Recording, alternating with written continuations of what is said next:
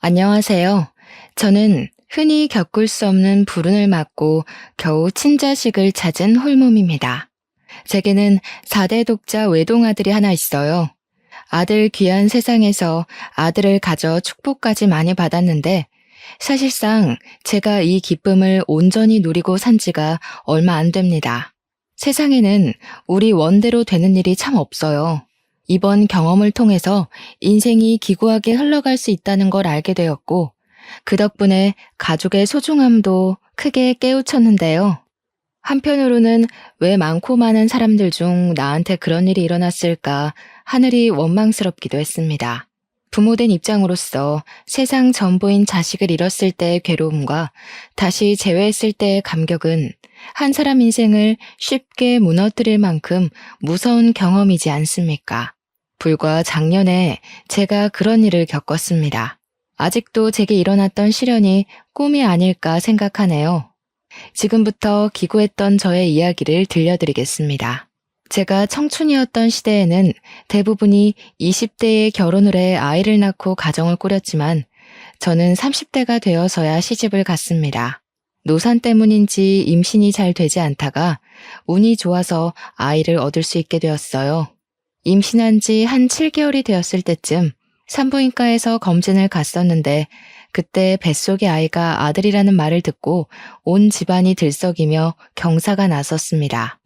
특히 시가에서 가장 많이 축하를 해줬어요. 시가 쪽에 남자씨가 귀해서 남편도 3대 독자였거든요. 시부모님이 제게 표현을 하진 않았지만 항상 아들을 바라고 있는 기색이 드러나 저도 내심 아들을 원했었습니다.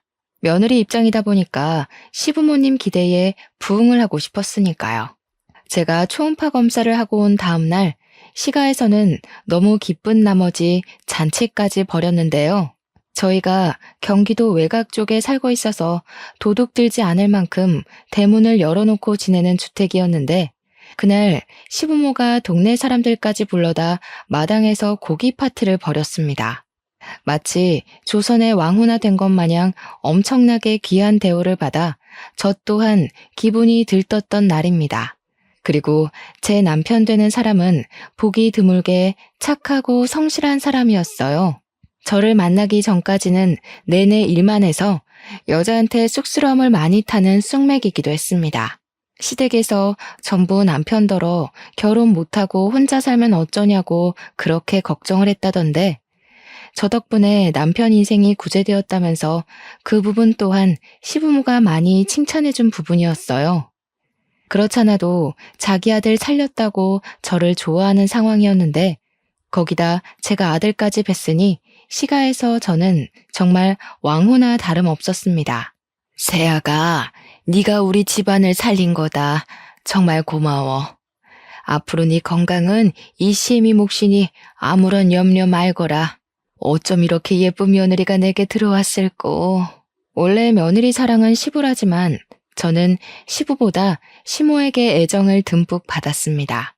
친정엄마가 멀리 계셔서 시집살이 강도가 심하면 외로워서 어찌 견딜까 내심 걱정을 많이 했는데 시모가 알아서 제게 엄마 노릇을 자처해주니 그때만 해도 저는 시집살이도 하지 않았어요. 아들을 뵌 덕분에 친정에서도 받아보지 못한 대접을 받으며 등 따시고 배 따시게 지냈습니다.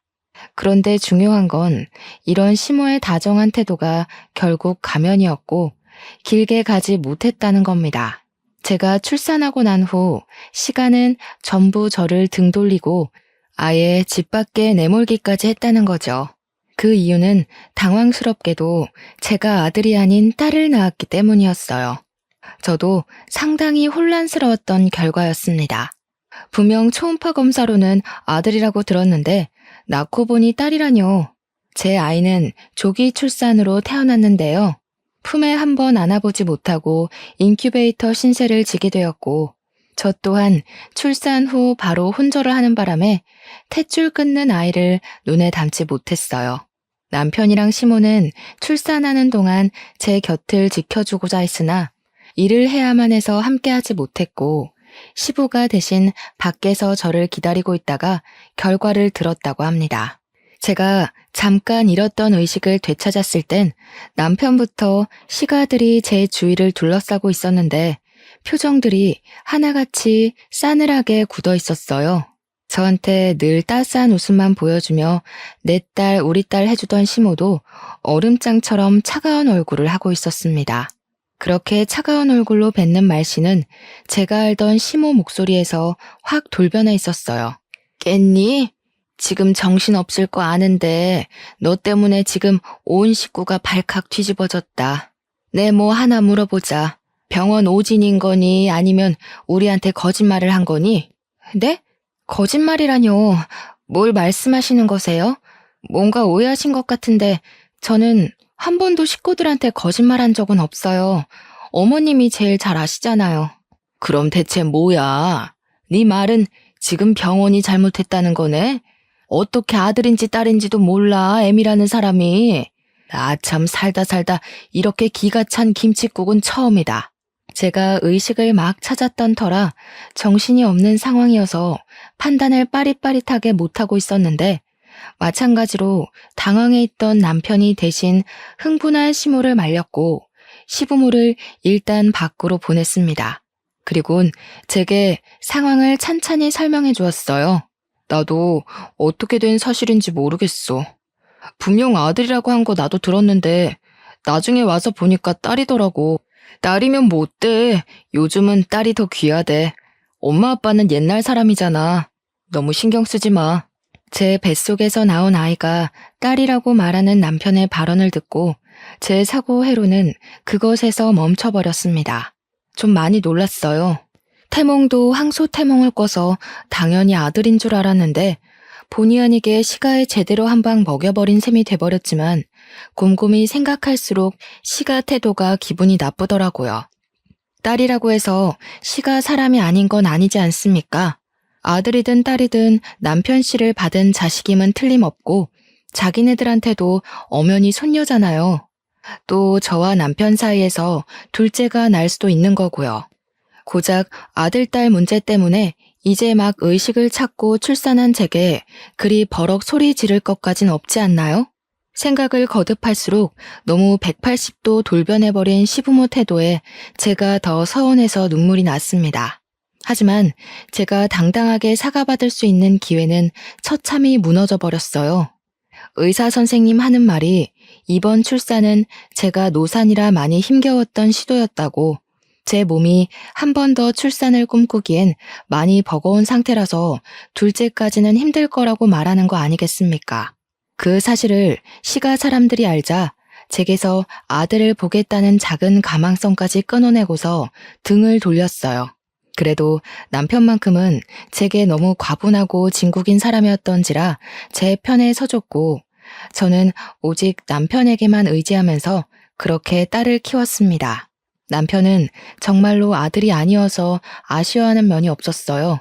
딸이어도 괜찮다며 성심성의껏 같이 육아를 해줬기에 제가 그나마 버틸 수 있었던 것 같습니다.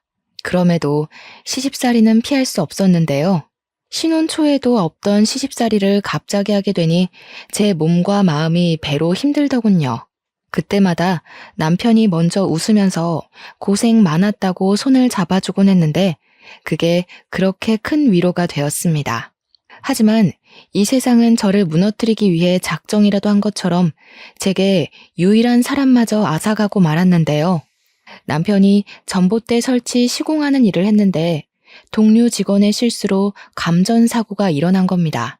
남편만 감전이 되어 그 높은 곳에서 그대로 추락해 바로 세상을 떠났다고 했습니다.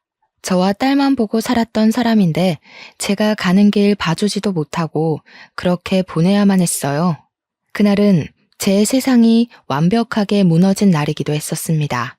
그래도 남편 마지막 길은 꼭 함께 해주고 싶었는데 그마저도 제겐 허락되지 않은 욕심이었던 거예요.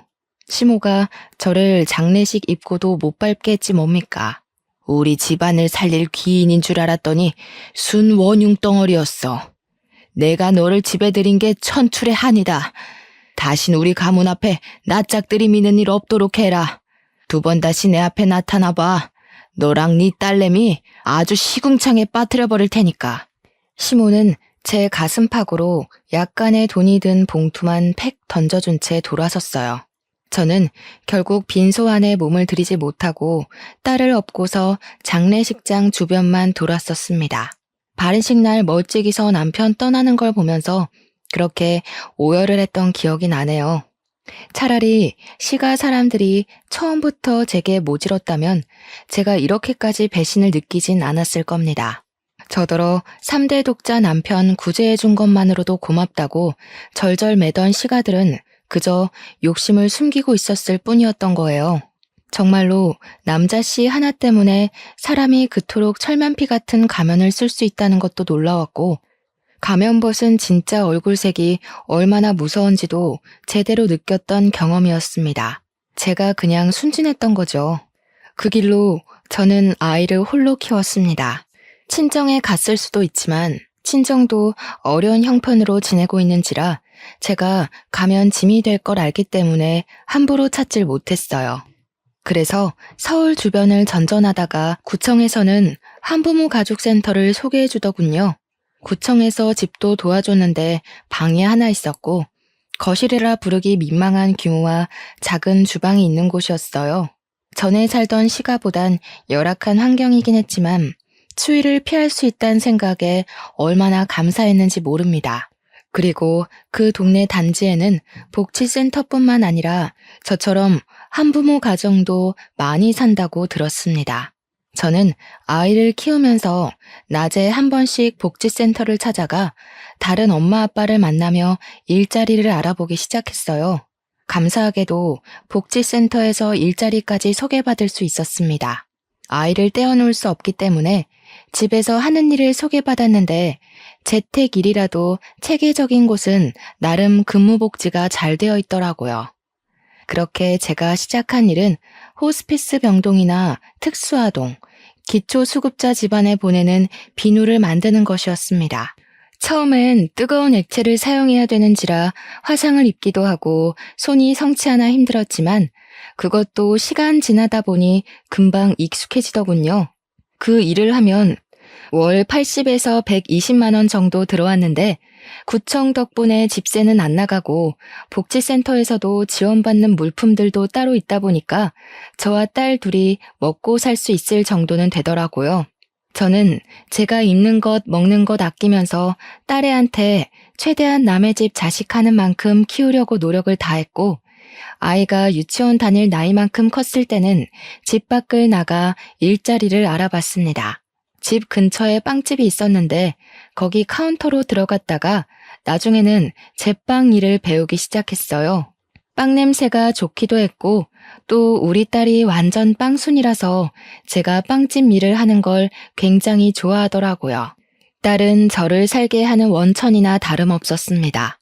그래서 딸이 좋다 하니까 정말로 제빵 일을 해보고 싶더군요. 고민 끝에 저는 제빵사 자격증을 따볼까 싶어 공부를 시작했고 같이 일하는 제빵사님께 도움까지 청해 정말로 자격증을 따버렸어요. 제빵사님은 저의 성실함을 좋게 점수 매겨주셨고 고맙게도 제게 빵집을 키울 생각인데 같이 해보지 않겠냐 제안을 해주었습니다. 덕분에 저는 더 커진 규모의 빵집에서 본격적으로 빵을 만들기 시작했어요. 그 사이 딸은 중학생이 되었고 저와 딸은 점차 행복 궤도에 오르고 있었습니다. 하지만 역시 제겐 순탄한 길이 어울리지 않았던 거죠. 숨이 딸려도 행복한 정상에 빨리 오르고 싶었는데 결국 돌부리에 걸려 삐끗하게 되는 일이 발생이 되었습니다.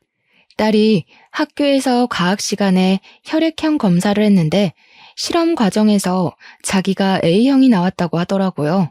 저는 O형이고 남편은 B형이었기 때문에 우리 사이에서 A형 자식은 나올 수가 없었어요.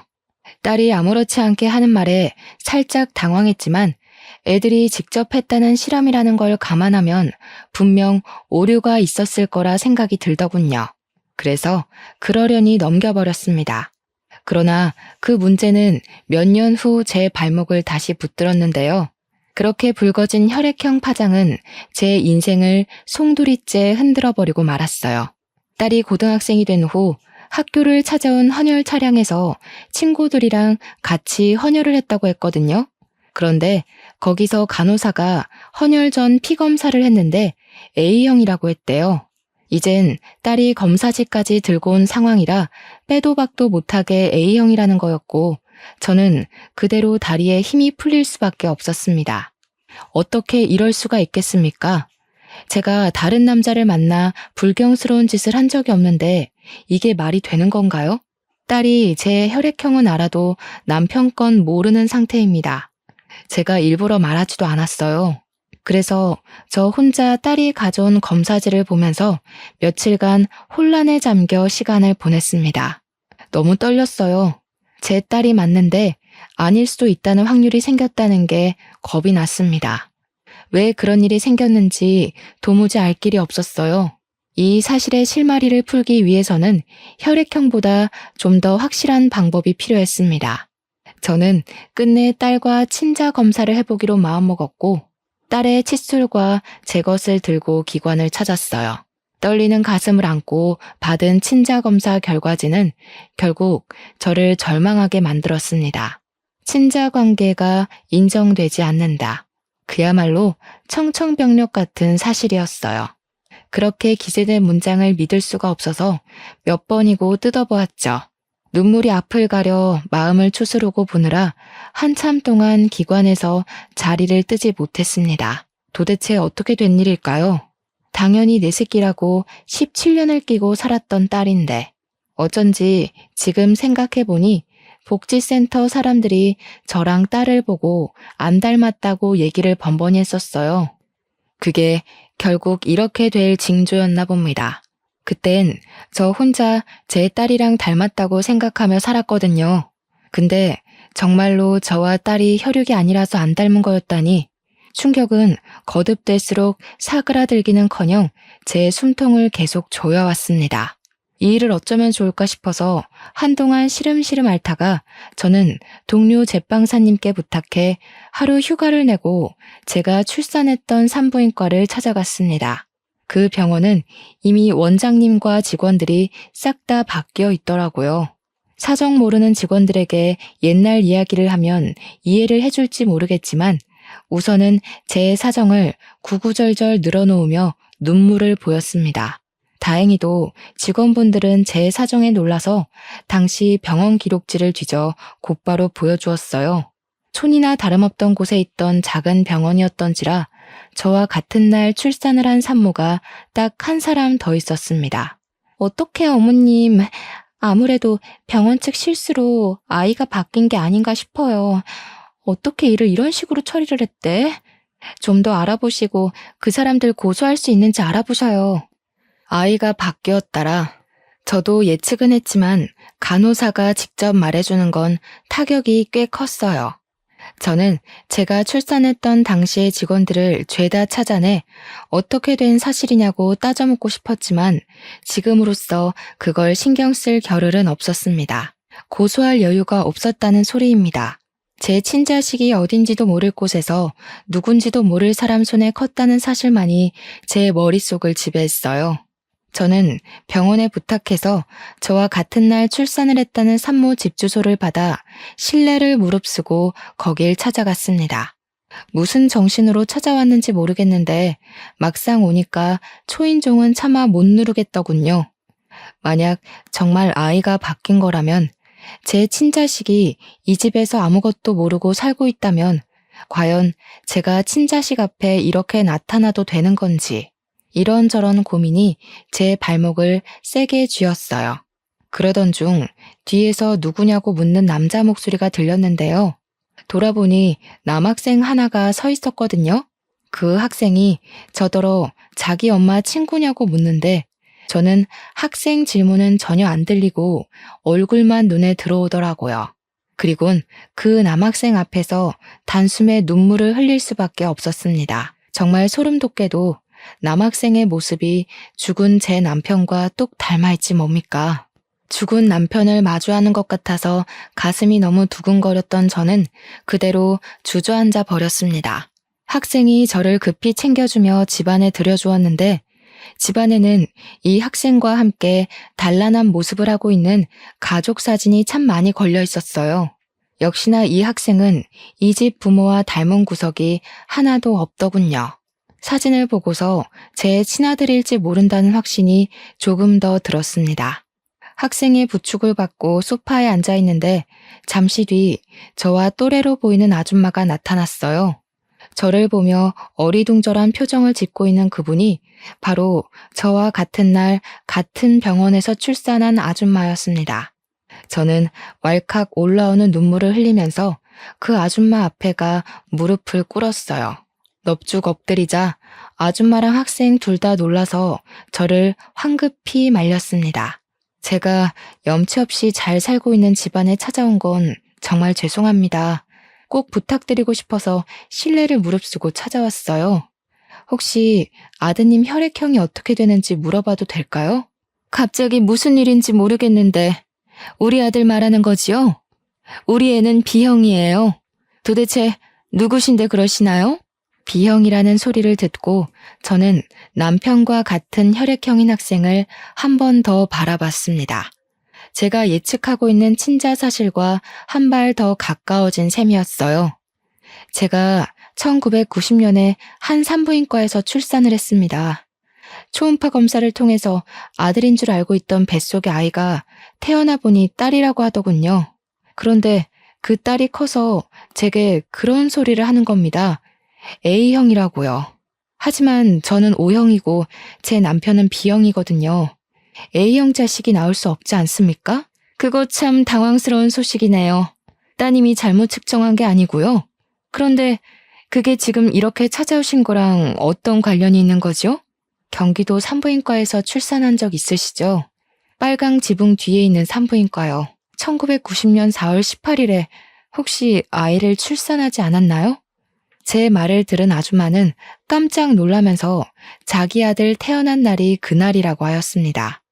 아줌마가 놀라며 제 말에 공감을 할 때마다 저는 앞에 있는 학생이 제 친아들이라 확신할 수밖에 없었어요. 제가 둘에게 과거의 사정을 전부 말하고 제 딸 사정까지 밝혔더니 아줌마 또한 심히 놀란 눈치였고 같이 듣고 있던 학생도 마찬가지였습니다. 실례인 거 압니다. 하지만 제가 이렇게 하지 않으면 자꾸 그댁 아드님이 눈에 밟혀서 잠이 오지 않을 것 같아 이래요. 부탁드립니다. 친자 검사 한 번만 해보게 해주세요. 아줌마 입장에선 안 해볼 이유가 없다고 생각했는지 제 제안을 받아들여줬습니다. 아마 제 이야기를 듣고서 자신도 친자에 대한 의문이 생겨버렸을 테니 찝찝한 마음으로 지낼 수 없기도 했겠죠. 그렇게 시행한 검사에서 아줌마와 학생은 친자 불일치, 저와 학생은 친자 일치가 떴어요. 어떻게 이런 일이 있을 수 있냐면서 아줌마도 저와 같이 절망하며 주저앉았어요. 자리에서 한참을 일어나지 못하며 학생을 붙잡고 눈물을 흘렸죠. 한 번씩 이상한 점이 있었어요. 아들은 갈수록 건강하게 커가는데 어느 순간부터 저희 부부랑 닮은 점이 없는 것 같더라고요. 다른 사람들도 저와 남편이 아들을 데리고 다니면 자식인 줄 몰라봤거든요. 그런데 그게 이런 이유였다니 어떻게 이런 일이 있을 수가 있죠? 아줌마네 부부는 자기 아들과 생활 습관이나 입맛 하나 비슷한 게 없어서 꽤나 어렵게 키운 편이라고 했어요. 그리고 자기도 저처럼 초음파 사진에서 딸인 줄 알았다고 합니다. 하지만 출산하고 나서 아들이라길래 단지 초음파 결과가 오진인 줄로만 알았다고 해요. 저희는 사실을 전부 알았지만 이걸 어떻게 바로잡아야 할지 고민이 많았습니다. 무엇보다 자식들이 가장 혼란스러울 거라 생각했어요. 아니나 다를까 아들이랑 딸이 친부모의 사실을 쉽게 받아들이지 못하더군요. 서로 친모를 낯설어하는 상황이었습니다. 당연한 반응이겠죠. 그래서 저랑 아줌마는 아이들에게 시간을 주기로 결정할 수밖에 없었고 서로 일주일에 한 번씩 같이 만나서 외식을 하는 날을 가졌어요. 이렇게 보니까 제 딸은 아줌마를 참 많이 닮았더라고요. 아줌마도 제 딸을 보면서 자기의 어린 시절을 보는 것 같다며 딸을 만날 때마다 눈물을 보였습니다. 저 또한 우리 아들을 볼 때마다 남편 생각이 나서 눈을 뗄 수 없더군요. 자식들은 어른들의 기막힌 실수를 이해해주고 이런 상황을 받아들이고자 노력을 보였습니다. 어쩜 둘 다 하나같이 착하게 커졌는지 모르겠어요. 발칵 뒤집혔던 순간도 시간이 지나니까 익숙하게 자리를 잡더라고요. 아들이랑 딸은 같은 동네의 고등학교를 다녔는데요. 제 빵집이 귀갓길에 있는지라 아들이랑 딸이 나란히 제 빵집에 찾아와 빵을 얻어가곤 했습니다. 그리고 어느 날 제가 매장 쓰레기를 정리한다고 브레이크 시간에 잠깐 밖을 나섰던 적이 있었어요. 그때 우연찮게 본 건너편 길목에서 익숙한 형상의 뒤태를 목격했는데요. 소름 돋게도 무려 17년이란 시간이 지났음에도 제 DNA가 과거의 상처를 고스란히 기억하고 있더라고요. 설마 하는 마음으로 건너편에서 얼쩡거리고 있는 할머니를 계속 지켜봤거든요.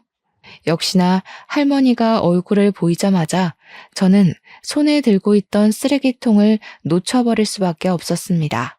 손에 저처럼 쓰레기 봉투를 들고 있던 저 할머니, 아들 뵀다고 손뼉 쳐주고 딸 낳았다고 지랄했던 시모이지 뭡니까? 건너편에서 시모는 저처럼 쓰레기 봉투를 들고 냄새나는 소각장 주위를 맴돌고 있었습니다. 저런 일할 사람이 아닌데 차림새도 볼품없는 할망구 옷을 입은 게 제가 아는 시모 같다가도 낯선 모습이더라고요. 그리고 그 이후 저는 또 한 번 낯선 시모의 모습을 보게 됩니다. 저희 빵집 건너편에 고깃집이 하나 있는데 제가 거기 사장님이랑 이웃처럼 지내는 사이예요. 서로 식사와 후식 관계이기 때문에 은근히 득보는 게 있었거든요. 거기선 저희 빵집을 추천해주고 저희도 고깃집을 맛집으로 추천해주는지라 서로에게 늘 호의적인 관계였습니다. 그런데 그 상냥하고 털털한 고깃집 사장님이 시모 앞에서는 색다른 이면을 보여주었는데요. 할머니, 제가 일반 쓰레기에 음식물 섞어버리지 말라고 했잖아요. 못 살아 정말. 이거 다시 풀어서 골라 담으세요. 그러게 한 번에 잘했으면 일 두 번 안 했을 거 아니에요. 앞으로 쓰레기 버리기 전에도 검사 맡으세요. 알았어요, 알았어. 내가 다음부터 그렇게 할게. 이거 이미 묶어버렸는데 냄새나게 어떻게 다시 풀겠나. 다음에 할게. 저희는 할머니 아니어도 일해줄 젊은 친구들 많이 구할 수 있어요. 며느리 생각해서 꽂아줬더니 해도 너무하시네. 이러면 나 며느리한테 말해서 할머니 잘라버릴 거예요. 시모는 고기 사장 앞에서 예 굽신대면서 쓰레기 봉투를 풀기 시작했습니다. 음식물 봉지 들고 오라는 호통치는 고기 사장 말에 앓는 소리를 내며 느릿하게 움직였어요. 그 모습을 보는데 과거에 기세등등하던 시모 모습이 온데간데 없어서 한참 놀라 보고 있었습니다. 다행히 시모는 저를 알아보지 못했고 발견하지도 못했어요. 재활용 정리를 마치고 다시 매장으로 들어올 때는 시모는 없고 고기 사장님만 담배를 피우고 서 있더라고요. 여사장님이신데 상냥하고 친절하지만 좀 많이 터프하세요. 저는 그제야 그 사장님께 인사를 드렸고 살짝 불러서 시모에 대해 물어보았습니다. 들어보니까 사장님 며느리가 자기 외숙모라면서 시모를 부탁했다고 하더군요. 나이가 좀 있는데 자식이 없어서 노후 관리가 안 되는 사람이라고 설명을 했다네요. 그러니까 저한테는 한때 시족하였던 사람이 고기 사장님 며느리로 들어간 겁니다. 세상 참 좁지 않나요? 아무리 대한민국이 좁은 땅이라지만 서울 땅덩어리가 이 정도로 쉽게 과거 인연을 접할 만큼 작진 않은데 신기한 일이었습니다. 어쨌든 시모가 남의 집 종처럼 별 볼 일 없이 살고 있는 건 맞는 것 같았어요. 그렇게 나를 자기 만족에 이용하는 도구처럼 여기더니 결국 자기도 남의 가게에서 도구로 굴려지는 삶을 살고 있었네요. 저는 고기 사장님께 부탁해서 시모가 쉬는 날이 언제인지 일정을 물었습니다. 시모와 두 번 다시 마주치지 않기 위해 물었던 건데 그게 훗날 제게 큰 수혜로 다가올 줄은 몰랐어요. 어느 주말 아들이 우리 집을 찾아온 적이 있었는데요. 혼자 연락도 없이 갑작스레 왔길래 버선발로 뛰쳐나가 무슨 일로 왔냐고 다정하게 받아줬습니다. 아들 하는 말이 자기 아빠가 어떤 사람인지 궁금해서 왔다고 하더라고요. 갸륵한 마음에 감동받아 울컥했지만 너무 자주 눈물을 보이는 것 같아서 애써 참고 제 남편 사진이 담긴 앨범을 아들에게 보여줬어요. 아들은 자기가 봐도 자기랑 닮은 남편의 젊은 시절 모습에 처음으로 눈물을 보였습니다. 아빠 되는 사람이 친자식이 누군지도 모르고 돌아가셨다고 하니까 이상하게 마음이 쓰여요. 아빠라고 불러드리고 싶은데. 아빠는 이미 너를 보고 계실 거야. 네가 이렇게 우리를 인정해준 것만으로도 우리한테 할 몫은 다 했어. 너무 자책하지 말았으면 좋겠다. 그러려고 널 찾은 게 아니니까. 저는 아들의 진심이 너무 고마워서 저는 아들을 안아주며 다독였습니다. 그리고 곧 귀가한 딸과 함께 맛있는 걸 먹으려고 둘을 데리고 외출을 했어요. 당연히 우리 빵집 옆에 있는 고깃집을 찾아갔죠. 시모 쉬는 날인 줄 알고서 찾아간 거였어요. 딸의 친모는 약속이 있어서 못 온다고 한 게 좀 아쉬웠네요. 딸이랑 아들은 이제 제법 친해져서 친구처럼 지냈습니다. 보고만 있어도 세상을 다 가진 것처럼 흐뭇하더군요.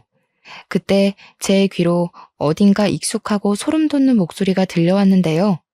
정말이지 하늘은 제가 한순간이라도 마음 편히 누릴 수 있는 여유를 안 주는 것 같아요. 일부러 시모 없는 날인 걸 알고 고깃집을 찾았던 건데 그렇게 피하고자 했던 시모 목소리가 제 귀를 때리는 거 아니겠습니까? 아유, 미안하다니까. 사돈끼리 참 팍팍하게 구네. 이 정도 묻은 거는 손님들이 몰라요. 다 사람이 하는 일인데 어떻게 완벽할 수가 있겠어? 직장에서 사돈, 가족 그런 게 어딨나요? 할머니 자꾸 이런 식으로 하면 일 못 써요. 이거 처음부터 다시 다 닦으세요. 아니면 오늘 일단 깎아서 드릴 겁니다. 엮이고 싶지 않았는데 돌아보니까 역시나 지난날처럼 시모가 고기 사장한테 갈굼을 당하고 있더군요. 조금 더 가까이서 본 시모의 모습은 상당히 세월을 직격탄 맞은 얼굴이었습니다. 시부모 둘 다 꼬부랑 할매 할배가 돼서 수익이 없다 보니까 이런 수모까지 당하면서 일을 하고 있는 것 같았어요.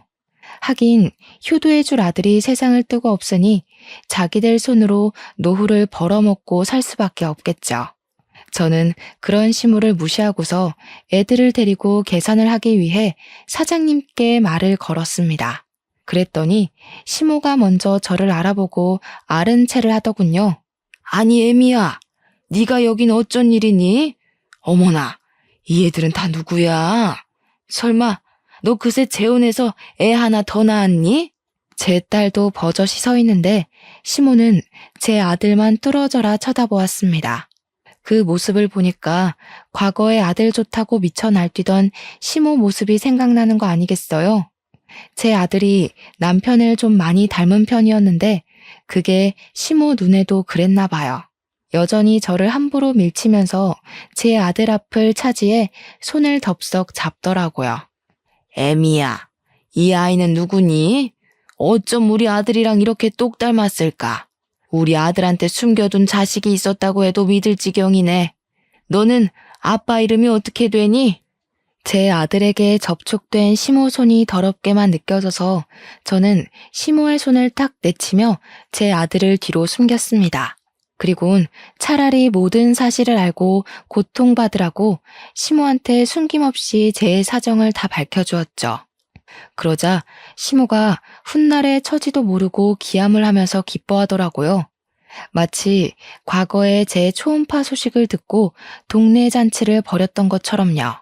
아이고, 그럼 그렇지. 내 아들이랑 이렇게 닮았는데 내 손주가 아닐 리 없지. 세상에나 어떻게 이런 일이 다 있다니. 내가 네 할미다, 아가야. 과거에는 저 상냥한 가면에 속아 시모를 엄마 같다는 가증스러운 생각까지 했었는데 지금 보니 저 용심만 가득한 얼굴을 왜 몰라봤나 싶네요. 아기 시절에 그나마 안면 텄던 제 딸한테는 일체의 관심도 없고 그저 얼굴 처음 본 아들만 붙들고서 구역질 나는 애교를 부리고 있으니 보고 있는 저까지 얼굴이 찌푸려졌습니다. 세월이 지나도 변함없는 시모 태도가 기가 차서 저 아이들한테 먼저 집에 가 있으라고 하고 시모 앞을 다시 한번 막아섰어요. 뭐 하는 짓이니? 아직 내 손자 이름이 뭔지 묻지도 않았는데 건방지게. 다시 데려오너라. 내 아들 자식이니 이제부터 내 품에서 키울 거야. 어련하시겠어요. 남자씨의 미친 눈은 어디 안 가나 봐요?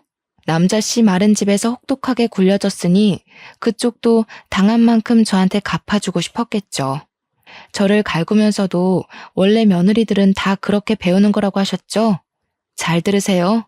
그런 건 내리사랑이 아니라 횡포라고 하는 거예요. 우리나라에선 그게 신고도 되는 범죄고요. 얘가 뭐라고 하는 거야? 말버릇이 왜 이렇게 싸가지 없어졌어? 내가 그래도 한때 너한테 시엠이 되는 사람이었어. 시끄럽고 내 손자나 데려오라니까. 시엠이 같은 소리 하네. 아직도 과거에 매여서 본인이 뭐라도 되는 줄 아나 본데 지금 처지 똑똑히 되새겨보세요. 고기 불판이나 닦고 있는 주제에 떵떵거리면서 제 얼굴에 침 튀길 입장은 아니잖아요? 보아하니 남편 목숨값도 흥청망청 써버린 것 같은데 여기마저 쫓겨나면 거짓골 못 면할 텐데요. 시모는 제 말에 머리끝까지 열이 받은 얼굴을 하더니 곧 쌍욕을 내뱉었습니다. 제 멱살까지 잡으면서 저보고 또 자기 집 망하게 한 원흉이라고, 자신이 이렇게 망가져 사는 건 다 저 때문이라고 옛날과 같은 소리를 하더군요. 하도 같은 욕을 많이 들어서 그런지 이젠 시모의 일관된 레퍼토리가 지겹지 뭡니까. 저는 힘 다 빠진 시모의 손길을 내친 후 사장님 손에 쥐어진 수세미를 냅다 뺏어왔습니다. 그리곤 시모 목덜미를 쥐어잡고 수세미로 시모 입을 벅벅 문대었죠. 도대체 몇십 년 동안 입을 안 씻고 살았대. 입 열 때마다 더러워서 듣기 거북하네요. 누가 누구더러 원흉이라는 건지 모르겠어요. 제발 주제 파악 좀 하시죠. 이 못된 성깔이랑 심술만 줄였어도 남편이 그렇게 쓸쓸하게 죽진 않았을 거예요. 다 늙어서 외롭게 고독사하고 싶은 게 아니면 제발 철 좀 들어요. 나는 시모를 팩 놓으면서 기름때 잔뜩 묻은 수세미를 시모 얼굴에 던져버렸습니다. 시모가 기침을 캑캑하면서 쌍심지를 켜고 저를 노려보는데 더 이상 저한테 덤벼들진 못하더군요. 아무래도 체력에서 차이가 크게 불리하다는 걸 느끼고 함부로 나서지 못하는 것 같았습니다.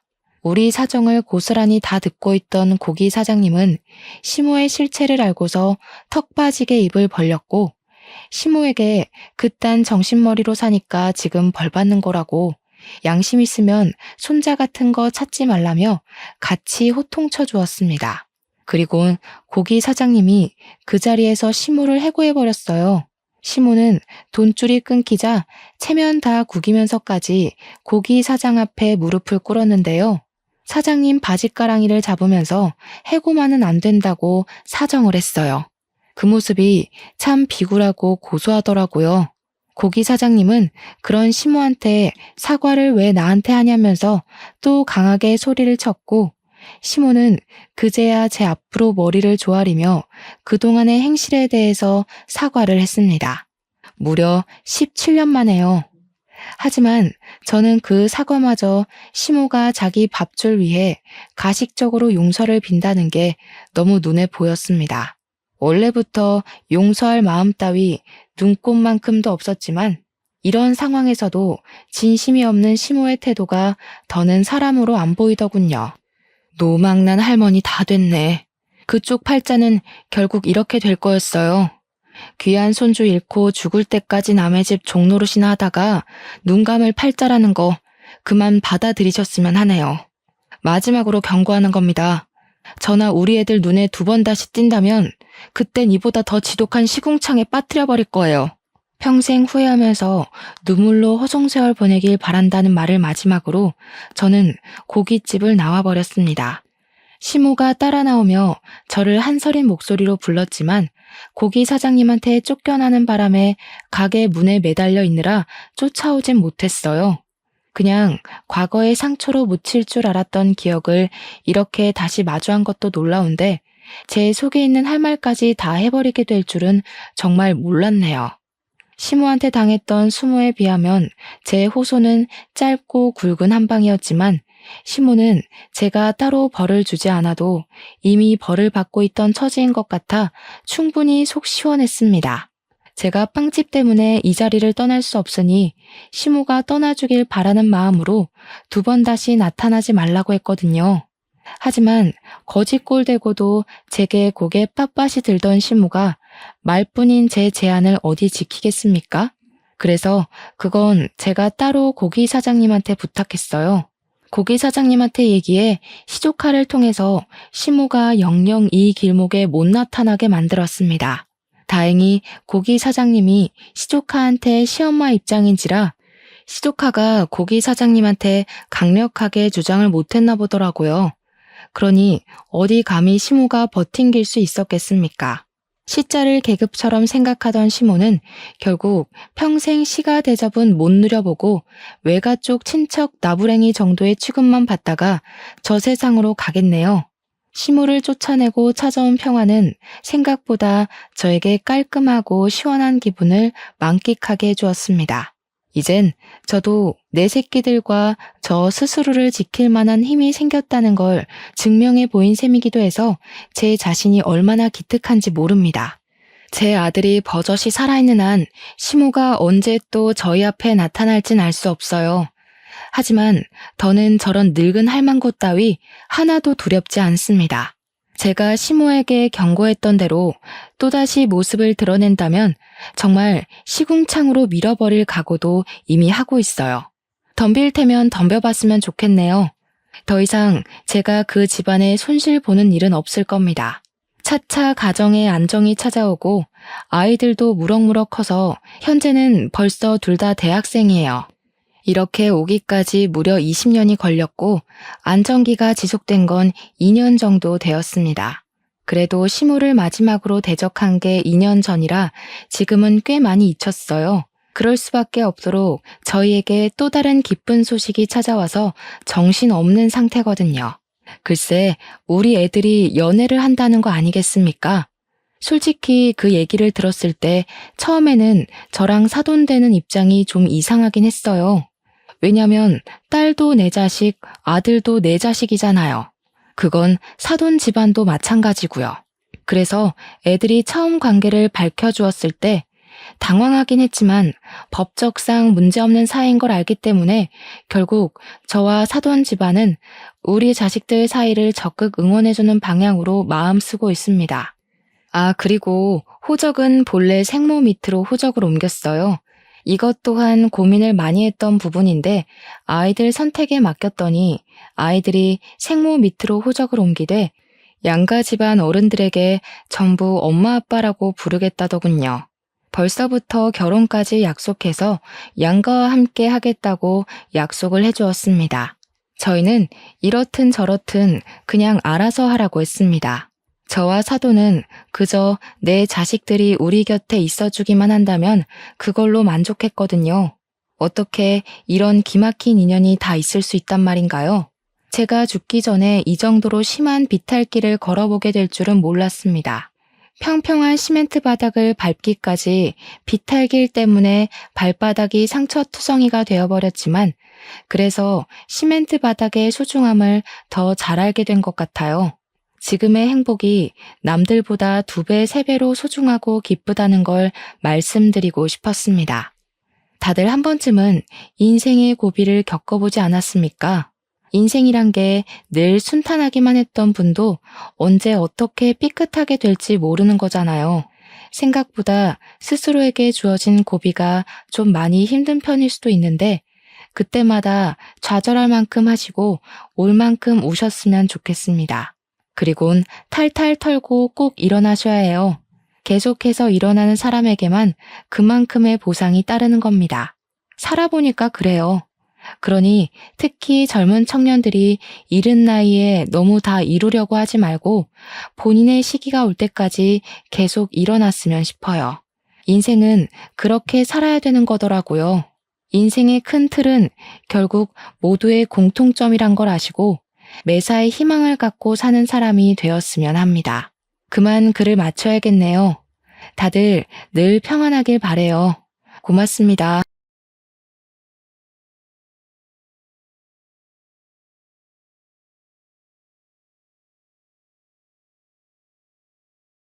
안녕하세요. 처음으로 이곳에 사연을 쓰게 된 금쪽 같은 아들 하나에 옥 같은 딸 하나를 두고 있는 40대 여성입니다. 저는 지금 작은 인터넷 쇼핑몰을 운영하고 있어요. 큰 사업차는 아니더라도 그래도 꽤 매출이 괜찮습니다. 제가 처음 사업을 시작한 것은 혼자 아들을 키워내야 했기 때문입니다. 그때 당시 남편이 없었거든요. 그리고 거짓말처럼 그 남편 덕분에 사업이 번창하게 되었습니다. 이제 이야기해 드리겠습니다. 제 팔자가 참 기구하다 했지만 어쩌면 그 사람 덕분에 행복한 나날을 사는 건 아닌지 생각하기도 합니다. 남편을 처음 만난 것은 제 대학 동창회 주선으로 만난 소개팅이었어요. 둘은 같은 직장 선후배 사이였거든요. 처음에는 연애보단 제 취미에 관심이 많았기에 몇 번이나 소개팅을 거절했었습니다. 30살이 넘은 나이였지만 결혼에 대한 생각이 없었습니다. 그런데 우연히 제 사진을 본 남편이 친구에게 끈질기게도 소개팅을 소개해 주라고 졸랐답니다. 저는 그냥 나와서 차 한 잔, 밥 한 번 이렇게 말하는 친구의 요구를 거절할 수가 없었습니다. 정말 소개팅에 의욕이 없었지만 친구의 면도 있고 화장도 예쁘게 하고 치마도 예쁘게 차려입고 소개팅 장소에 나가게 되었죠. 그도 정말 만반의 준비를 하고 나왔는지 세미정장에 머리까지 야무지게 넘겨 세팅을 하고 왔더라고요. 신사 중에 신사 이미지를 풍기는 게 우습기도 하고 카페에서 격식을 차려 앉은 그가 호감이 가기까지 했어요. 그리고 가끔 던지는 유머가 정말 센스가 넘쳤죠. 여자는 길을 건널 때 안쪽에, 여자는 차가운 곳에 앉으면 안 된다고 손수건에. 정말 시대에 맞지 않는 그의 젠틀해도 저는 마음에 들었나 봅니다. 그래서 그가 애프터 신청을 하자 냉큼 받아들였습니다. 귀가 찢어져라 웃어대던 그는 다음 데이트 코스를 벌써 쪄놨다며 기대하라고 하더라고요. 사실 오래 만날 거란 기대 없이 나간 자리였고 막상 나가서 보니 호감 가기도 했고 30대가 되다 보니 외롭기도 했는지 그 남자를 계속 만나게 되었습니다. 항상 데이트를 정성스럽게 준비하는 그였기에 그와 자연스럽게 만남을 가졌죠. 그러다 저는 갑작스러운 임신을 하게 되었습니다. 분명 피임을 한다고 한 것 같은데 말이죠. 제가 임신 소식을 알렸을 때 그는 뛸 듯이 좋아하더라고요. 자신이 아빠가 된 게 맞냐면서요. 그의 모습에 저는 이 남자 나를 사랑하는구나 하고 느꼈어요. 1년도 안 된 연애에 저는 사실 그를 사랑하는지 확신이 서지 않았습니다. 하지만 아이를 위해 그와의 결혼을 선택했습니다. 뱃속에 있는 생명은 제가 책임을 져야 한다고 생각했거든요. 임신이 되면서 급하게 상견례를 하고 식장을 구하고 아파트를 구하느라 하루 종일 파김치가 될 지경이었어요. 그래도 어쩌겠어요. 아이는 생겼고 뱃속의 아이는 자랄 텐데요. 결혼을 서둘러야 했습니다. 너무 서둘러서 그럴까요? 가끔 뱃속의 아이를 원망스러울 때도 있었어요. 달가운 임신이 아니었기에 아이만 안 생겼으면 여유 있게 결혼 준비를 했을 텐데 하고 말입니다. 집을 계약하고 결혼식장에서 미리 예복을 입어볼 때였어요. 아랫배가 묵직하면서 너무 아파지는 거예요. 저는 드레스를 입은 채로 쓰러졌습니다. 급하게 응급실로 실려가고 자궁외 임신으로 긴급 수술을 해야 한다고 하더군요. 자궁에 정상적으로 착상을 한 게 아니라 제 왼쪽 나팔관에 착상을 해서 자궁외 임신이 되었다고 했습니다. 조금 늦게 발견했는데 더 늦었다면 나팔관 파열로 큰일 날 뻔했다고요. 아이가 들어있는 나팔관을 어서 잘라내야 한다고 하더군요. 순간 눈물이 왈칵 흘렀습니다. 결혼 준비로 제때 산부인과에 가서 진찰을 받지 않아서 그런 건 아닌지, 제가 아이를 환영하지 않아서 생긴 일은 아닌지, 아이가 제가 원망한 걸 알아서 그렇게 된 일은 아닌지, 머릿속에 별별 생각이 들더라고요. 아이는 그렇게 제 한쪽 나팔관과 함께 저와 헤어져야 했습니다. 처음부터 아이를 환영했다면 얼마나 좋았을까 후회하고 또 후회했습니다. 수술을 하고 정신이 드니 남편이 제 손을 꼭 잡고 괜찮다고 아이야 결혼 후에 또 가지면 된다고 다독이더군요. 하지만 어른들의 생각은 항상 우리의 예상과 비켜가잖아요. 저희 역시 다르지 않더군요. 그때 병원으로 찾아온 시어머니와 시아버지는 저를 보시자마자 남편과 저에게 닥달을 하셨습니다. 아니, 뭘 어떻게 했길래 아이가 착상을 엄한 곳에 해? 제 몸에 이상 있는 거 아니냐? 이제 나팔관도 하나 없다면서. 그럼 임신은 가능하긴 한 거야? 아유, 어머니 걱정하지 마세요. 나팔관 하나 잘라냈어도 나머지 하나가 있잖아요. 금방 생긴 아기니까 결혼 후에도 금방 생길 거예요. 뭘 그렇게 걱정을 하고 그러세요. 저는 둘의 대화에 꿀먹은 벙어리가 되어야 했습니다. 아이를 잃은 엄마가 왜 죄인 심정이 되어야 하는지 그제야 알겠더라고요. 아무 잘못도 없었지만 저는 그들 앞에서 죄인이 되어 있었습니다. 방금 의사 만나고 왔다. 나팔관 하나만 남으면 그만큼 임신율이 떨어진다고 하더구나. 그래가지고 정상적인 애를 낳긴 하는 거야? 문제 있는 애 낳지 말라는 법도 없잖아. 당장 이 결혼 취소해. 처음부터 애부터 달고 오는 애를 거두는 게 아니었어. 어머니, 무슨 말을 그렇게 말하세요? 그래도 제 아이 엄마입니다. 제가 사랑하는 사람이고요. 저 사람 혼자 애를 만들었어요. 저도 같이 만들었어요. 그만 좀 하세요.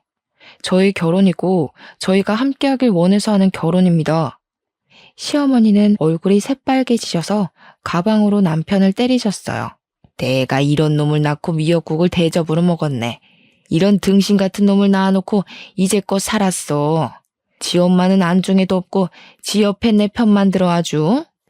시어머니는 화가 머리끝까지 화가 나셔서 시아버지와 함께 병원에서 나가셨습니다. 남편은 제 어깨를 토닥이며 미안하다고 하더군요. 남편은 손이 귀한 집의 5대 독자였습니다. 그래서 아이를 가지면서 시부모님께서 저희 결혼을 흔쾌히 받아들이셨던 것이었습니다. 그런 귀한 집의 손주이니 아쉬워서 저러시나 보다 이해하고 이해하려고 노력했어요. 남편은 병원에 있는 동안 정말 저를 지극정성으로 돌봤어요. 병원에서 출근하고 병원으로 퇴근하고 그 모습이 너무 고마웠어요. 아이를 잃었지만 전 남편을 얻었구나 생각했거든요. 그만큼 남편의 결혼 의지가 대단했고 시부모님의 반대에도 남편의 적극적인 결혼 진행으로 인해 무사히 결혼식을 올리게 되었습니다. 하지만 저의 10월드는 남편이 막아주지 못하더군요.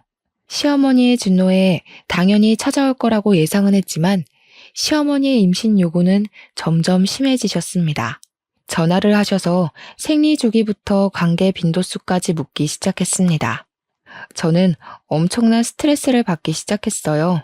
그리고 결혼 달수가 지날수록 시어머니의 저를 향한 비난이 시작되었습니다. 애초에 몸에 문제가 있는 애를 들이는 거 아니라고 했지? 거 봐라. 결혼한 지 반년이 다 되어가도 애가 생기니? 어디 생길 기미도 안 보이는데.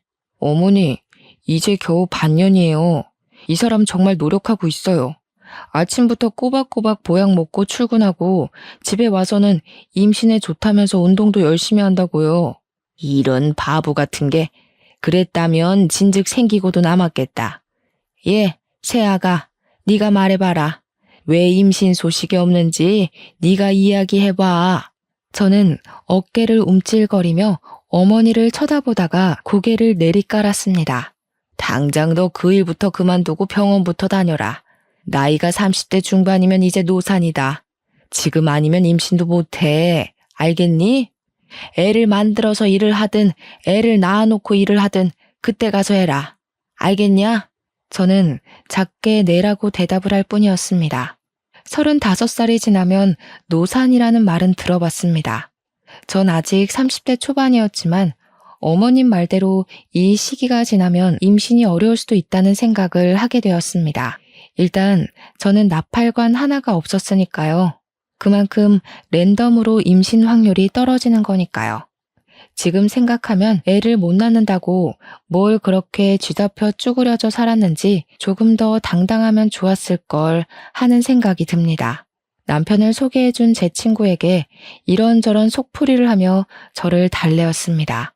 친구는 아직 미혼이었기에 저를 다 이해하지는 못하는 듯 했지만 그래도 위로하고 만나면 밥도 사주며 저를 달래주었어요. 자신도 남편을 소개해준 책임감 같은 게 있다나요? 참 좋은 친구를 두었다 싶었죠. 그렇게 어머님 성화에 못 이겨 저는 결혼한 지 1년 만에 직장을 그만두어야 했습니다. 오랫동안 지냈던 직장을 그만두고 제가 한 일은 임신을 위한 일이었습니다. 친정엄마는 그런 저를 보고 속상해 하시면서도 임신에 좋다는 음식을 꾸준히 해주셨어요. 큰 잉어를 잡아다가 고아 오시기도 하고 흑염소를 잡아다가 한약을 만들어 오시기도 했죠. 왜 그런 말 있잖아요. 딸 가진 죄인. 바로 그게 저희 친정엄마였어요. 왜 엄마까지 시댁 눈치를 봐야 하는 건지 속이 상해서 몇 번이나 괜찮다고 하지 마시라고 해도 엄마는 제게 그게 쉽냐고 10년을 일한 직장을 그만두면서까지 노력하는데 엄마라도 돕게 해달라고 하셨어요. 정말 그때 엄마가 있다는 사실에 감사했답니다. 불임 전문병원에 다니면서 몇 번이나 인공수정을 시도를 했지만 결국 실패를 하고 시험관을 하자는 선택을 하게 되었습니다. 호르몬 주사를 바늘로 배를 찌르는 건 인공수정과 별반 다름이 없었지만 난자를 채취하는데 정말 힘이 들더군요. 난자를 채취를 하면 저는 어김없이 배에 빵빵하게 복수가 차올랐습니다. 튀어나온 배를 보며 여기에 아기가 있었으면 얼마나 좋을까를 몇 번이나 곱씹어서 생각을 했습니다. 그렇게 연달아 시험관을 5번 실패하고 나니 저는 몸도 마음도 병들어갔어요. 자신감도 사라지고 온통 멍이 든 제 배를 보고 쪼그려 앉아 울기를 반복했습니다. 그때도 저를 위로해주는 사람들은 제 남편과 친구였습니다. 임신 준비로 술을 못 먹는 저를 위해 치킨과 콜라만 먹으며 친구는 저를 토닥였습니다. 야, 너무 기죽지 마라. 조금 쉬면서 하는 건 어때? 내 주위에 보니까 시험관 하다가 몇 달 쉬고 아기 생긴 부부도 많다더라. 몇 달 쉬었다가 몸 좀 추슬러서 해봐. 그러다가 너까지 병날까봐 두렵다. 그러니까 그럴까봐. 배가 성한 곳이 한 군데도 없어. 복수가 계속 차서 이제 하는 것도 두렵고 아프고 무섭고 남들은 순풍순풍 잘만 가지는 아이인데 나는 왜 이렇게 어렵지? 에휴, 자기야, 우리 그냥 애기 낳지 말고 우리 둘이 살자. 난 딱히 아이 바라지도 않아. 그냥 당신만 있으면 돼. 내가 우리 부모님께 잘 말해볼게. 우리 둘이 살면서 여행도 다니고 여유롭게 살면 되잖아. 그렇게 이야기해주는 남편이 너무 고마웠어요. 말만으로도 저는 많은 위로를 받았어요. 하지만 그게 말이 쉽나요? 남편은 단 한 번도 시부모님께 그 말을 꺼내지 못했어요. 5대 독자라는데 어머님이 바로 저희의 이혼 이야기를 꺼낼 것이 뻔했으니까요. 그래서 말뿐인 남편의 위로라도 저는 감사하게 생각했습니다. 어느 순간 남편은 지방으로 출장이 잦아지고 일이 바빠지기 시작하더라고요. 한 달에 1번에서 2번 정도는 꼭 지방으로 출장이나 회사에서 밤을 새우는 남편이 걱정되었습니다. 같은 회사를 다니는 친구에게 물어보니 요즘 회사가 한창 바쁘다고 하더라고요. 저는 그를 위해 몸에 좋다는 음식을 해먹였습니다. 시험관 시술을 잠시 쉰다는 저희의 말에 어머님께서 노발대발 하시기도 하셨기에 그에게라도 잘 챙기는 모습을 보여드려야 안심하겠다 싶었어요. 그날도 갈비찜을 해놓고 그를 기다렸습니다. 남편은 오늘도 늦는다고 연락이 왔더라고요. 먼저 밥을 먹으라고요. 어쩔 수 없이 저는 제가 한 갈비찜을 혼자 먹기로 했습니다. 그런데 그날따라 속이 너무 안 좋은 거예요. 아까 음식을 만들 때만도 그렇게 역하지 않았던 것 같은데 한 입 입에 가져다 대었는데 정말 속에서 구역질이 올라오는 게 변기로 가서 빈속을 개어내었어요. 속도 울렁거리고 메스거리는 게 딱 첫 아이 가졌을 때랑 너무 비슷했습니다. 입덧이요. 저는 바로 방으로 가서 임신 테스트기를 가지고 떨리는 마음으로 테스트를 해보았습니다. 그 순간이 얼마나 조마조마하던지 두 손을 꽉 쥐고 두 줄이 뜨기를 잠시 정말 희미하게 보일랑 말랑 두 줄이 보이는 게 아니겠어요? 하늘을 날아갈 것 같았습니다. 그렇게 기다리고 기다렸던 아이였으니까요. 그래도 그날은 아무에게도 말을 못하겠더라고요. 불면 날아갈라, 혹시라도 좋아하다가 아이가 달아날라, 꼭 배를 끌어안고 잠이 들어서야 남편이 들어온 걸 알았습니다. 심장이 콩닥거리고 입으로는 그에게 말을 하고 싶었지만 그날은 꼭 참고 다음날 산부인과로 갔습니다. 한참을 대기를 하고 기다리고 들어가 진찰을 받았지만 아직 아기 집은 안 보이는 초기인 것 같다고 피검사를 받고 돌아가라고 하더라고요. 초기라서 안 보인다는데 피검사를 받고 돌아오는 내내 불안하고 초조했습니다. 그리고 딱 2시간 후에 산부인과로 임신 4주라는 이야기를 들었습니다.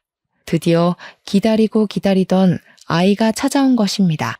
바로 친정엄마에게 전화를 드렸습니다. 엄마는 4주의 입덧이라니 성질머리도 급한 애인가 보다 하시며 웃으셨어요. 그리고 시댁에게는 알리지 못하고 남편을 기다렸습니다.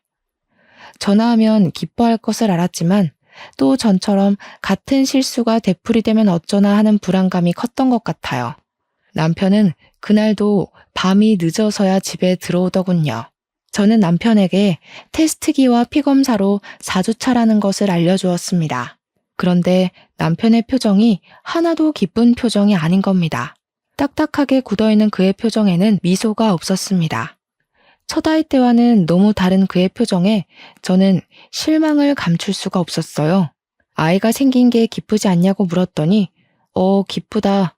딱 이 한마디 하는 겁니다. 얼마나 기다리던 아이인데 어떻게 저 한마디로 퉁치려 하는 건지 저는 도저히 이해가 되질 않았습니다. 친구에게 전화를 걸어 그가 변했다. 그 사람 혹시 바람난 거 아니냐부터 해서 온갖 푸념을 했습니다. 다음날 바로 친구가 집으로 찾아왔더라고요. 선배, 진짜 너무한 거 아니에요? 와이프가 아이를 가졌으면 들쳐안고 좋아하지 못할 망정. 좋다는 표현도 제대로 안 했다면서요? 어떻게 그래요? 나도 물론 좋지. 그런데 또 전처럼 그렇게 좋아했다가 그럴까봐 너무 걱정돼서 그렇지. 이번이 마지막인 것 같기도 하고. 마지막이라니? 무슨 말이 그래. 우리 둘째도 낳아야지. 안 그래? 아이 하나만 있으면 외롭대. 하나 더 낳아서 키우자. 그의 입에 어색한 미소가 피어났습니다. 그도 첫 아이를 잃고 저만큼 많이 힘들어했구나 하는 생각이 들었어요. 같은 부모니까요. 그를 꼭 끌어안고 이번엔 괜찮을 거라고 위로를 해주었습니다. 이번에는 절대 아이를 지켜내겠다는 결심으로 절대로 무리한 일을 하지 않았습니다. 그렇게 아이는 제대로 제 자궁에 예쁘게 안착을 잘 해주었습니다. 작게 불러오는 배가 신기해 자꾸 손으로 문질러 보고 아직 듣지 못한다는 걸 알면서 말도 걸어보았습니다. 그렇게 저는 드디어 아이가 안정기에 들어설 때였습니다. 남편이 필리핀으로 출장을 가게 되었습니다. 그의 짐을 하나 챙겨서 캐리어에 넣으면서도 서운한 마음에 입을 삐죽거렸어요. 남편은 며칠 안 걸리는 일이니 일주일 안으로 오니까 걱정하지 말라는 말을 하더군요. 저는 그를 보내기 싫었지만 출장이라니 아무 말도 못하고 그를 보내야 했습니다. 그렇게 그가 떠나고 한 3일이 지났을까요? 필리핀 현지에서 큰 태풍으로 초토화되었다고 방송이 되더라고요. 저는 걱정이 되어서 남편에게 전화를 걸었습니다. 그런데 현지가 태풍 때문인지 전화가 연결이 안 되더라고요. 마음은 초조하고 불안하기만 했습니다. 같은 회사에 다니니 친구에게 전화를 걸어보니 친구도 전화를 받지 않는 겁니다. 저는 신랑이 묵는 호텔에 전화라도 걸자는 심정으로 남편 회사로 전화를 걸었습니다. 그런데 저는 거기서 황당한 이야기를 들었습니다. 남편이 출장이 아니라 휴가를 썼다는 겁니다. 그것도 제 친구랑 둘이서요. 동시에? 같이? 친구는 저에게 휴가를 썼다는 말을 한 적도 없었습니다. 뭐 그럴 수도 있죠. 친구 사이에 휴가를 일일이 썼다고 보고하진 않잖아요? 며칠 전 친구와 전화했을 때만 해도 회사가 바빠서 아무 데도 못 간다. 너희 남편도 출장 때문에 애 많이 먹는다. 이랬거든요. 저는 철석같이 믿을 수밖에요. 다시 남편 회사의 출장 스케줄에 대해 물어보았습니다. 웬걸? 지난 1년 동안 남편에게는 출장이 없었습니다. 저는 감쪽같이 속아왔던 겁니다. 남편과 친구에게, 그리고 감이 왔습니다. 이 두 사람 나에게 숨기는 게 있다는 걸요. 그제야 남편이 왜 아이를 반기지 않았는지, 친구가 빈번하게 저에게 전화를 걸며 어디 있냐고 확인을 했는지 알게 되었습니다. 그럴 거면 처음부터 둘이 사귀지 왜 저를 소개시켜준 걸까요? 하늘이 원망스럽고 믿었던 친구와 남편의 배신으로 세상이 무너져 내렸습니다. 그러던 중 경찰서에서 전화가 와서 남편이 실종되었다고 하더라고요. 시댁이며 친정이며 난리가 난 와중에 남편과 같이 있던 친구가 보름 만에 한국으로 돌아왔습니다. 고개를 숙이고 제 앞에 서 있는 친구에게 저는 뺨을 내리쳤습니다. 사실 그걸로도 모자랐죠. 그 당시 제 심정으로는 몸뚱이라도 내리치고 싶었거든요. 네가 어떻게 나한테 이럴 수가 있어? 내 남편이랑 나를 속이고 그동안 만났던 거야? 도대체 왜?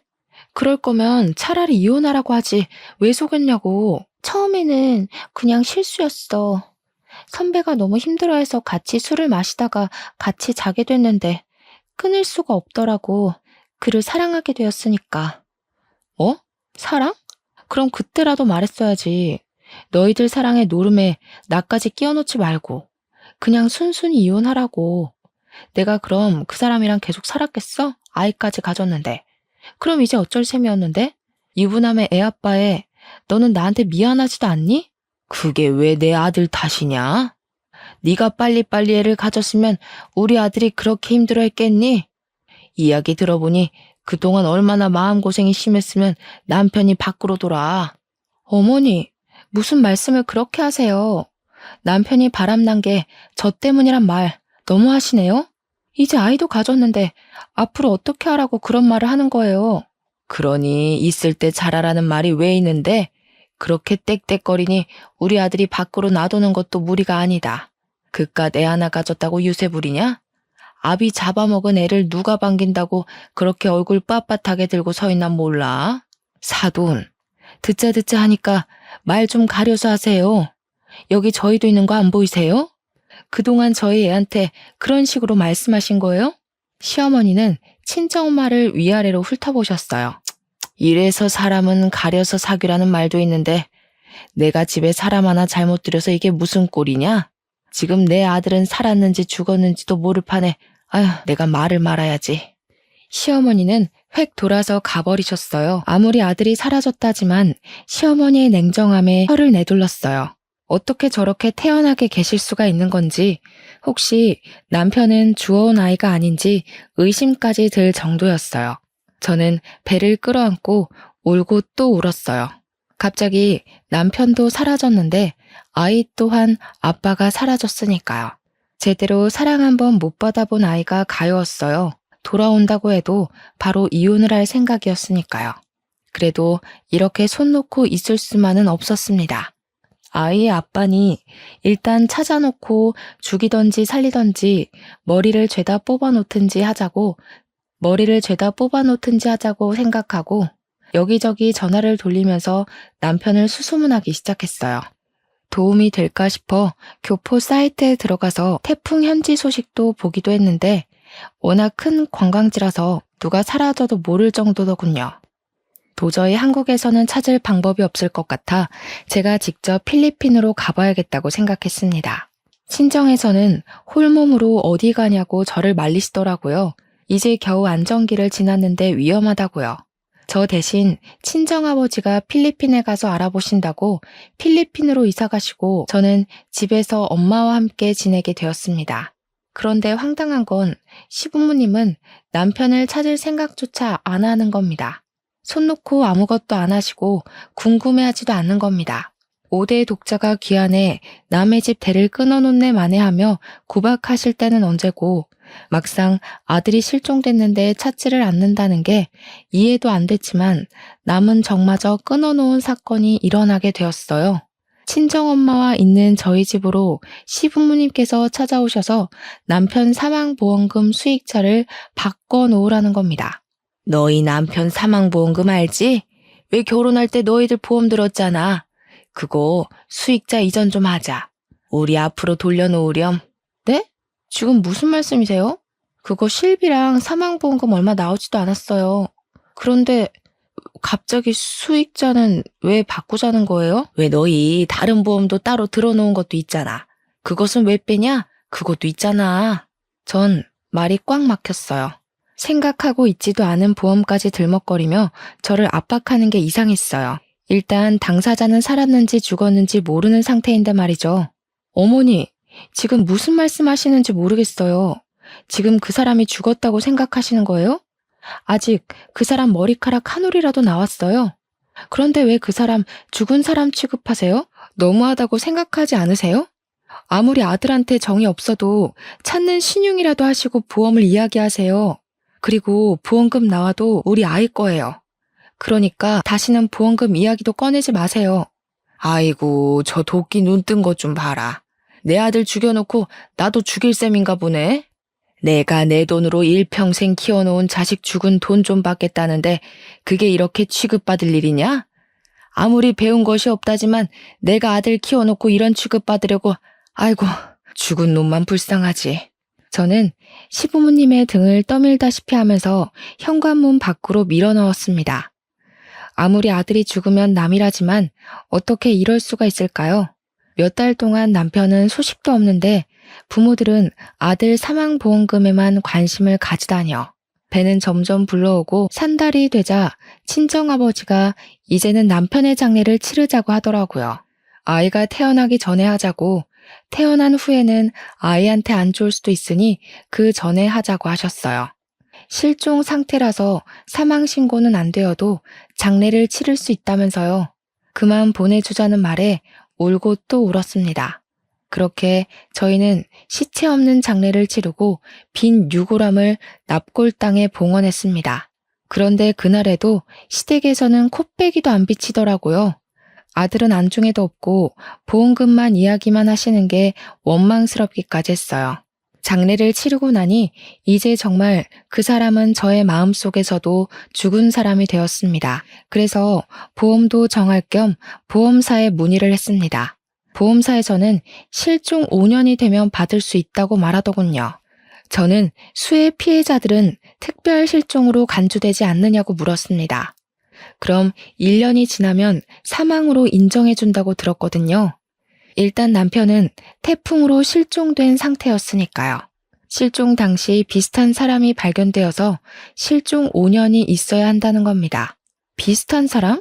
이라는 말에 저는 아직 남편이 못 돌아오고 있는 것은 아닌지 의심이 들었습니다. 현지에서 발이 묶여 있을지도 모른다는 생각이 들었거든요. 하지만 적극적으로 찾는 것을 그만두었습니다.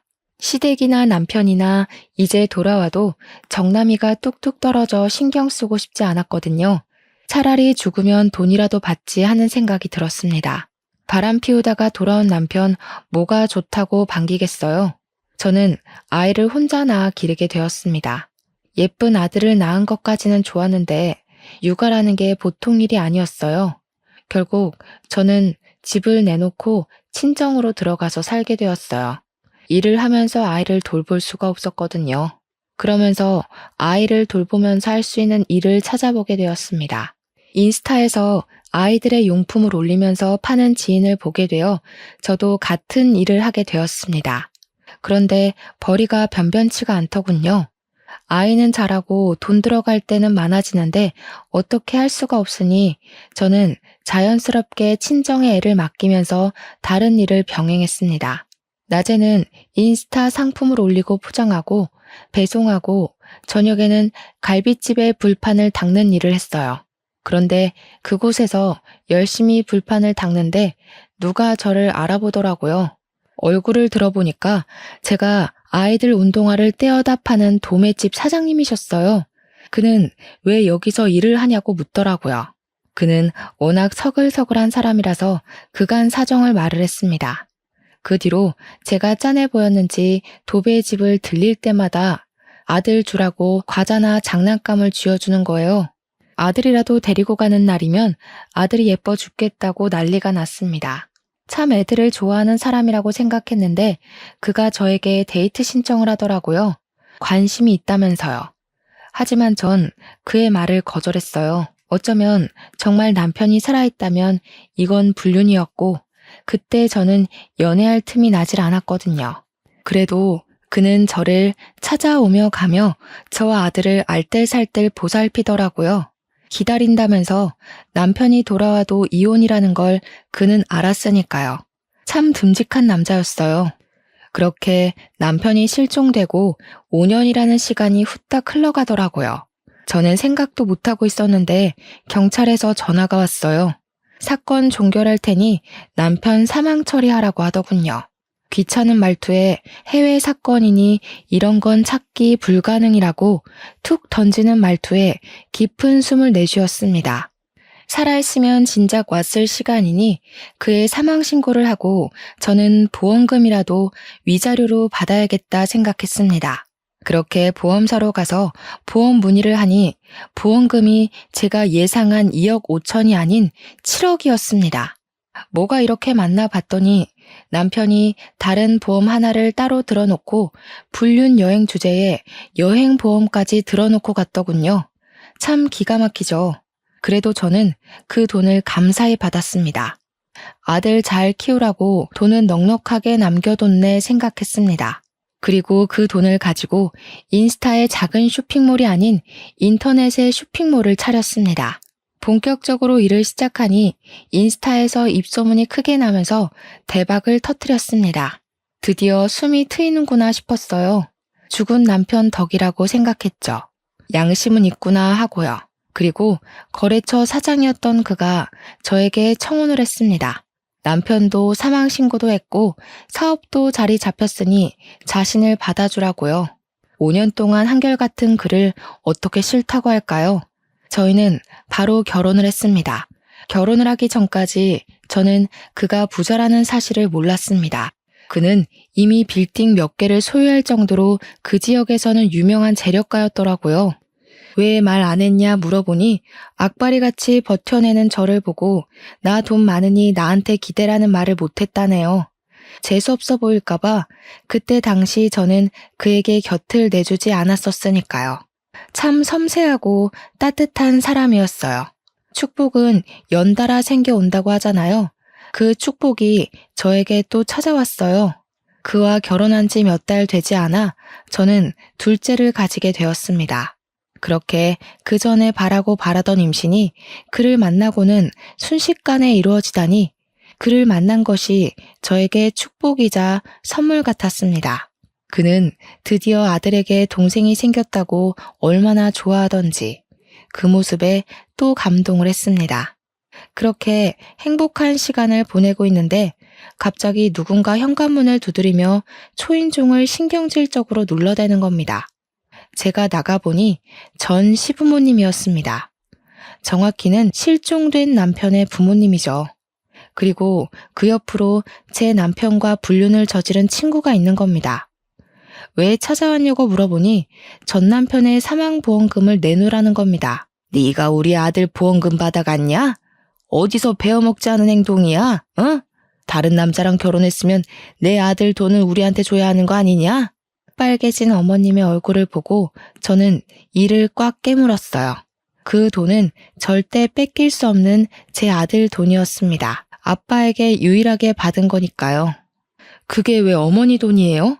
수익자는 저로 되어 있어서 제가 받아온 건데요. 그리고 그 아들도 여기 버젓이 살아있고요. 제가 왜 드려야 하죠? 아들은 다리를 꽉 끌어안고 처음 본 친할머니, 친할아버지를 물끄러미 보더라고요. 닮은 구석이 하나도 없는데 어디서 내 아들 새끼라고 말하는 거야? 다른 남자랑 생긴 아이인지 어떻게 알겠니? 남편 사망 신고하자마자 결혼해서 살면서 뭐가 잘났다고? 돈이나 내놔. 무슨 말을 그렇게 하세요? 아무리 정이 없다고 해도 어머님 손자예요. 그리고 그 돈은 절대 못 내놔요. 바람 피우다 죽어놓고서 딸랑 그거 남겨놓았는데 제가 왜 줘요? 아들은 울음을 터뜨리고 시부모님과 제 친구는 집 안으로 들어오며 물건을 집어던지기 시작하더라고요. 저는 아들을 꼭 끌어안고 버텼습니다. 퇴근하고 돌아온 남편은 두 눈을 동그랗게 뜨며 소리를 쳤습니다. 지금 뭐 하는 짓들입니까? 홀몸도 아닌 사람한테 남의 집에서 뭐 하는 짓이냐고요? 당장 나가세요. 당신이 지금 제 편이야? 그새 애까지 가졌어? 정말 할 짓 다 하고 사는구나. 내 아들 죽은 돈 내놔. 7억 내놓으라고. 내 아들 죽여놓고 그 돈 가지고 집 팔자 고치고 앉아있어. 불쌍한 내 아들. 아이고, 죽은 놈만 불쌍하지. 시어머님이 바닥에 앉아서 통곡을 하지 친구는 어머니의 팔을 잡고 저를 노려보더라고요. 제가 시어머님을 그렇게 만든 것처럼요. 남편은 화가 났는지 바닥에 주저앉은 시어머님을 질질 끌고 현관까지 갔습니다. 7억이요? 드릴게요. 드리면 되죠? 당장 나가세요. 내 아들, 내 아내 옆에서 당장 꺼지고 다시는 앞에 나타나지 마세요. 그걸 왜 줘요? 우리 준서 돈이에요. 나중에 크면 줄 거예요. 준서는 내 아들이야. 저 사람들이랑 다시는 엮이게 두고 싶지 않아. 7억 드릴 테니까 계좌 부르세요. 그리고 다시는 내 아들, 내 아내 근처에 얼씬거리지 않는다고 맹세하세요. 시어머니는 정말 거짓말처럼 울음을 뚝 그치고 자리에서 일어나셨어요. 소매로 눈물을 콕콕 찍어내더니 남편에게 계좌번호가 적힌 쪽지를 건네주더군요. 기막히고 어이가 없는 상황에 입이 떡 벌어졌습니다. 남편이 이체된 핸드폰을 보여주니 그제야 입가에 미소를 띠고 그냥 횡하니 사라지더군요. 저는 서러움에 주저앉아 울고 말았어요. 그렇게 쉽게 주고 싶지 않았는데 실컷 골려라도 주고 싶었는데 그걸 홀라당 빼앗긴 느낌이 들었습니다. 울고 있는 저를 남편은 끌어안으며 토닥였습니다. 그만 울어. 준서가 놀라잖아. 내가 그걸 안 주면 또 찾아왔을 테고 그럼 준서가 또 놀랄 거 아니야. 내 아들이 그런 상황을 겪는 게 너무 싫어서 그랬어. 당신 뱃속에 우리 둘째도 걱정되고 내 식구니까. 그리고 우리 준서는 내 아들이잖아. 아버지로서 해야 할 일을 한 거야. 저는 고개를 끄덕이며 그를 꽉 끌어안아 주었어요. 너무 남편에게 고마웠습니다. 정말 마음으로 친자식으로 여겨주니까요. 아들에게 진정한 아빠가 생겼다고 생각했어요. 배가 불러오고 막달이 다 되어갈 때 저에게 전화가 한 통 왔습니다. 경찰서에서 전화가 왔더라고요. 보험 사기로 연루되었으니 출석하라고요. 보험 사기라니 무슨 말도 안 되는 일인가 싶었어요. 그가 사망해서 정당하게 보험금을 받았을 뿐인데 갑자기 겁이 덜컥 나더라고요. 보험금 받은 것도 다 뺏겼는데 사기라니 남편은 혼자서는 못 보내겠다고 같이 가겠다고 하더군요. 그렇게 배불뚝이 상태로 뒤뚱거리며 경찰서로 갔습니다. 경찰서에 가서 보니 전 남편과 시부모님, 제 친구가 나란히 앉아 있는 겁니다. 전 남편의 몰골은 가관이 아니었습니다. 덥수룩한 수염에 머리도 산발이 되어서 저를 힐끔거리더니 고개를 다시 숙였습니다. 살아있었더라고요. 그것도 사지 멀쩡히. 기가 막히는 현실에 웃음도 제대로 나오지 않았습니다. 형사님 앞에 앉아서야 제대로 된 상황을 들었습니다. 태풍 당시 남편과 친구는 바닷가 옆 호텔에서 묵고 있었답니다. 바람이 휘몰아치는데도 사진 한번 찍어보겠다고 바닷가로 나갔다가 파도에 휩쓸렸고 친구는 다행히 호텔로 돌아왔더랍니다. 파도에 떠밀려 구사일생으로 옆 섬까지는 살아서 갔는데 말도 안 통하는 곳에서 태풍으로 고립되었대요. 한국으로 전화가 닿긴 했는데 실종됐다는 말에 머리로 재빨리 보험금 계산을 했나 봐요. 대충 7억 정도 받을 수 있다는 생각에 1년만 버티자 생각했는데 그 통화가 실마리가 되어 5년까지 늘어났더랍니다. 그동안 친구가 필리핀까지 왔다 갔다 하면서 보살폈는데 친구도 지쳤는지 오는 게 뜸해지고 한국에서는 돈을 잘 안 붙이니 배고파서 거주지 밖으로 나왔다가 지역 경찰에 붙잡혔다네요. 불법 체류자라고 판단해서 한국으로 추방되고 그 과정에서 실종자가 아닌 게 밝혀진 거고요. 보험사에서는 사기로 판단해서 고소를 진행했답니다. 보험금 수익은 제가 탄 상태여서 경찰이 저에게 전화를 걸었답니다. 남편은 저 대신 그간의 상황을 다 설명하고 시부모님이 집으로 찾아와서 그 돈을 고스란히 가져간 것까지 야무지게 말을 하더라고요. 형사님도 그 상황에 어이가 없었는지 혀를 내두르시고는 쯧쯧 혀를 차시더군요. 저희 보고는 알았다고 정상 참작되었다고 돌아가도 좋다고 하셨습니다. 그냥 돌아가려다가 도저히 화가 치밀어 오르는 겁니다. 저는 옆에 서류 뭉치를 들고 고개를 숙이고 있는 전 남편의 머리를 내리쳤습니다. 아야, 왜 때려? 뭐야 당신, 미쳤어? 그럼 지금 제정신이겠냐? 바람 피워 보험 사기쳐 아주 골고루 한다. 당신이 친아빠라는 게 내 아들한테 너무 미안해. 차라리 죽지 그럼. 마음속에라도 좋은 추억이라도 가지고 있지. 그는 저를 쳐다보며 입을 움찔거리더군요. 우리 애는 잘 크고 있는 거야? 우리 집안 6대 독자잖아. 잘 키워. 내가 해준 건 없어도 애 아빠잖아. 나중에 만나면 내가 잘해준다고. 아빠가 보고 싶다고. 내가 이런 건 다 너를 잘 키우려고 한 일이라고. 당신도 알잖아. 돈 없이 살면 얼마나 고생해. 그래서 그런 거야. 제 남편은 어이가 없다는 듯이 전 남편을 노려봤습니다. 죄송합니다만 준서는 제 아들입니다. 아버지 노릇 제대로 하지도 못하고 아들 키우려고 아등바등 사는 여자한테 남은 돈마저 빼앗아 가놓고 그게 할 말입니까? 같은 남자로서 이 사람에게 부끄러워서 제가 얼굴을 다 못 들겠더군요. 준서는 법적으로 마음으로도 저를 아빠라고 생각하고 있습니다. 그동안 그렇게 키웠고요. 다신 그 입에서 그런 이야기 안 했으면 좋겠네요. 가자 여보. 저는 그대로 돌아서려다가 다시 서류 뭉치로 남편의 머리를 내리치고서 경찰서 밖으로 나왔습니다. 나중에 지인에게 들은 말로는 남편에게 받아간 7억은 그대로 토해내고 보험 사기로 구치소에 들어갔다고 하네요. 정말 그 말을 듣는데 그동안의 채증이 뻥 뚫리는 것 같았습니다. 그때는 너무 힘들고 지옥 같았지만 이렇게 글로 옮겨 적고 보니 지난 일이 이제는 웃으면서 말할 수 있는 시간이 흐른 것 같네요.